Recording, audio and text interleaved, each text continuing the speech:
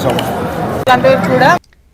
PPP విధానం ద్వారా రాష్ట్రంలో సంపద సృష్టి జరుగుతుంటే అవగాహన లేని కొందరు నాయకులు దాన్ని అడ్డుకోవాలని చూస్తున్నారని ముఖ్యమంత్రి చంద్రబాబు నాయుడు ఆగ్రహాన్ని వ్యక్తం చేశారు.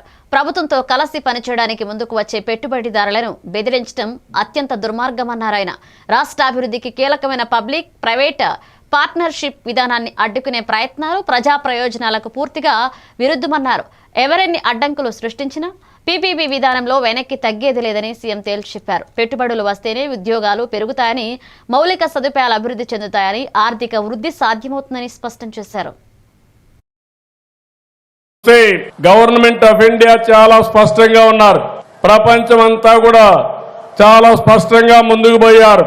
మెరుగైన సేవలు అందించాలంటే, సంపద సృష్టించాలంటే, ఉద్యోగాలు కల్పించాలంటే సెటర్గా ఉండాలని ఆలోచించుకుంటే ఇలాంటి రాజకీయ నాయకులతో నేను రాజకీయం చేయాలంటే ఆ రోజు వాజ్పేయి గారితో రాజకీయం చేసి ఈరోజు ఇలాంటి చిల్లర రాజకీయాల్లో నేను భాగస్వాములు కావాలనుకున్నప్పుడు ఒకసారి బాధేస్తుంది.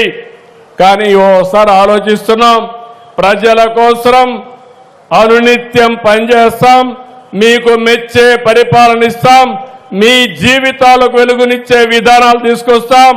ఎంతమంది ఎన్ని చెప్పినా, ఎన్ని అడ్డంకులు సృష్టించినా ఈ యాత్ర ఆగదని చెప్పి నేను మీకు తెలియజేస్తున్నా.